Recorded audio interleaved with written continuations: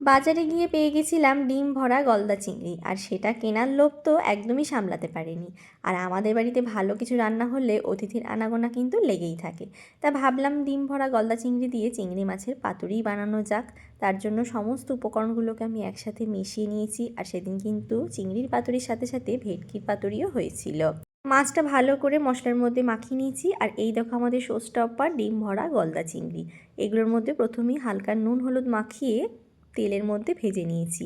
আর মাছ ভাজার আগে কিন্তু একটু পাঁপড় ভেজে নিয়েছিলাম, কারণ আমাদের বাড়িতে পাঁপড় ভাজা খাওয়ার লোকের কিন্তু একদমই অভাব নেই।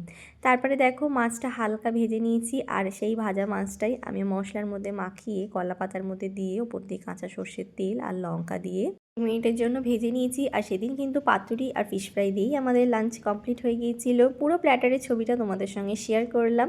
তোমরা অবশ্যই বাড়িতে এভাবে ট্রাই করো, আর আমাকে জানিও কেমন হয়েছে। আমার চ্যানেল সাবস্ক্রাইব করো। টাটা।